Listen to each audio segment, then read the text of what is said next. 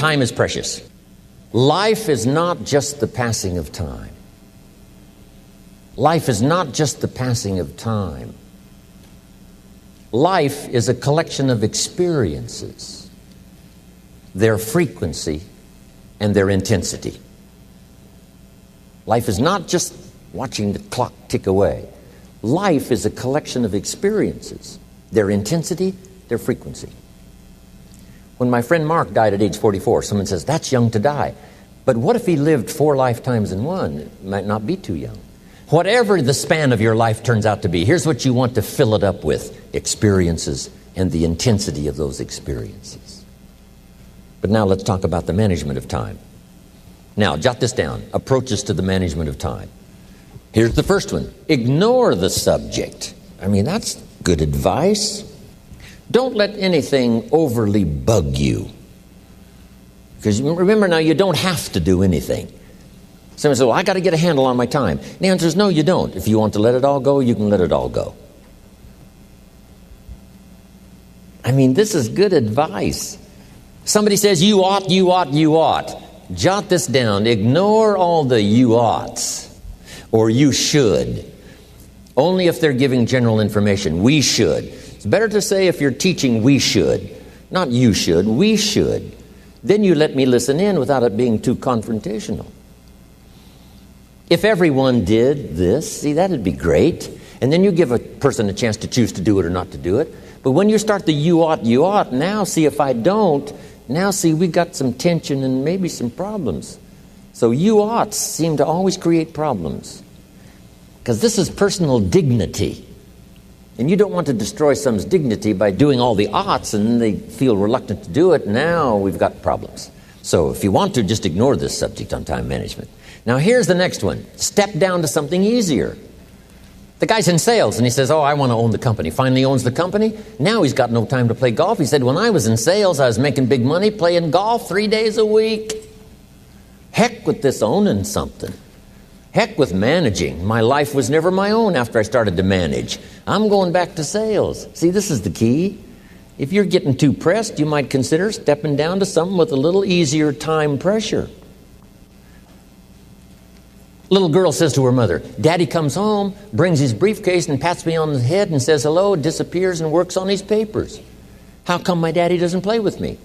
And her mother said, look, your daddy loves you very much, but he's so busy at work, he can't get it all done, he has to bring it home.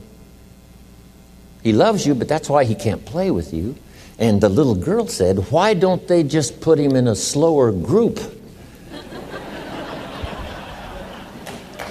So, jot this down now. If you don't have time for your kids, you might consider joining a slower group. Remember when I said some things I went for cost me too much? So reconsider. Next key to time management. And that's work longer and harder. But see, there's a limit to that. I almost lost my health the first year. I went so crazy about personal development and achievement. I just went bonkers. You know, I told you I was skinny, but at the end of that first year, I was a walking shadow.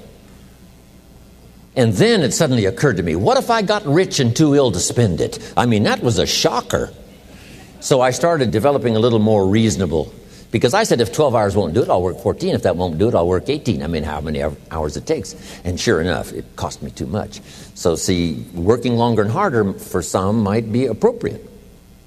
You know, if you're just sitting around not doing that much, this might be good, work longer and harder.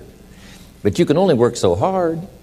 Here's the key, not to work harder, but smarter. When you've worked as hard as you can, doing the best you can in terms of physical output in the time, reasonable time. Now here's the ultimate in the management of time, and that is you simply become more skillful. When I first got into sales, you know, I was around people that could get, 9 out of 10, 8 out of 10. And when I first started, I could only get 1 out of 10. But here's what I did. I worked around the clock, so that I would make up in numbers what I lacked in skill. That's good in sales. You got to jot that down. When you're new, you make up in numbers what you lack in skill. Now, when you become more skillful, the numbers can go down because now your persuasive ability, and all of that is now so high that you don't need to put as many numbers out. But at first, if you want to compete or if you want to really get good, you've got to put in the numbers. But if you get more from yourself, develop more of yourself, now the time management becomes an easier task. Now here's the next thing. Either you run the project or it runs you. I've found out when you start something, at first you're in charge. All of a sudden, a year later, it's in charge. Some of the companies I started, I'm telling you, I'm in control. A couple of years later, I'm out of control. At first, I've got it on the run. 2 years later, it's got me on the run. Haven't got enough time. I'm dizzy with trying to get it all done. So here's part of the key, and that's to get in charge. It's easy to start something. First thing you know, you're out of control. It's in control. The enterprise you get started now runs you ragged.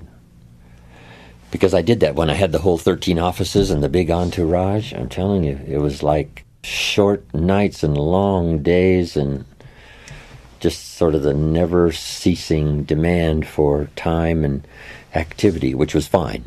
At that time in my life, it was fine, and created a lot of good results and laid some good foundation for a lot of future careers that came from those unique times. There's a pretty long list of people who were inspired by it and educated by it and participated in that program I had going.